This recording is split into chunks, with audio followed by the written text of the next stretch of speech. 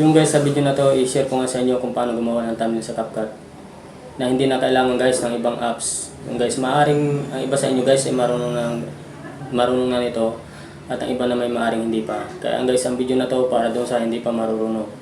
Yan, tara guys, huwag na tayong paligid-ligi pa. Punta na tayo sa CapCut. Yan, dito tayo guys sa CapCut. Yan, punta tayo guys sa photo editor. Yan, hanapin lang natin dito guys yung sample natin na picture. Yan. Pipili tayo guys ng background.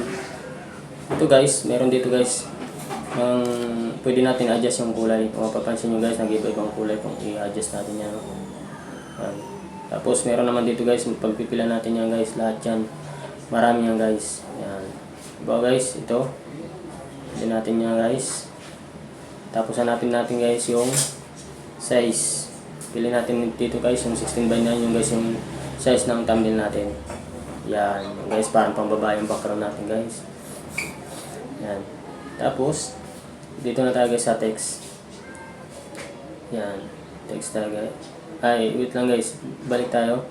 I-remove pala muna natin yung background. Pasensya na. Pindutin muna natin yung ano natin, picture. Pindutin natin yung remove background para medyo maganda guys yung picture natin, no? Yan. Yan, okay na natin yung guys. Yan. Saka tayo mag-text guys pag na-position natin guys yung picture natin, no? Yan. Dito na tayo guys sa text. Yan.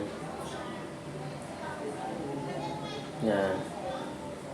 Yan. Halimbawa, tamang paggawa ng thumbnail.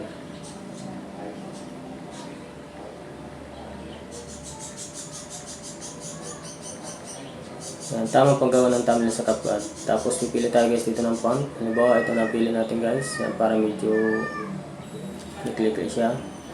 Yan, tapos yan, kaya na bahala yan guys, mag-adjust, no? Yan. Meron tayo dito guys style, mamili tayo guys ng kulay ng text natin. Halimbawa ganyan guys, oh. Ibang kulay nyo. Yan. Pero para sa akin guys, okay na itong puti. Sample lang naman to. Kaya na bahala guys, explore nyo na lang ito dito. Meron ditong alignment yan guys. Pag medyo mahaba ng text natin guys, pwede natin ang alignment ng text natin, no? Tapos meron naman dito guys yung templates. Yan. Mamili tayo ng templates yan guys. Tara guys, i-save na natin to. Yan, export natin guys. Ito guys, ang kagandahan dito, yung pag-remove ng background natin dito ay free. May export natin siya ng free, no? Yan. Tapos punta na tayo guys sa gallery. Punta natin kung nandan na yung ano natin. Yan. Nandito na guys, yung ginawa natin ng thumbnail. Tapos punta tayo guys sa YouTube Studio. Yan. Tapos halimbawa guys, ito yung papalitan natin ng thumbnail, no? Yan. Yan. Actually guys, pinag-practicean ko na talaga ito para ma-evaluate natin maayos, no?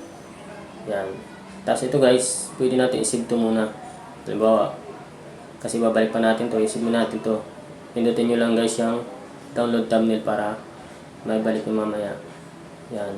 Kung mapansin nyo guys, nandiyan guys yung sinib natin ng thumbnail kanina. Tapos ito yung ginawa natin, no? Yan. Ilan na natin yan guys. I-save. Yan. Kung mapansin nyo guys, napalitan na natin yung thumbnail natin, no? Yun lang guys. Kung nagustuhan nyo yung video na to, sana nagustuhan nyo ang video na to at nasundan yung tutorial. Guys, pa-like guys ng video natin at pa-subscribe naman sa aking YouTube channel guys. Maraming salamat guys. Bye bye.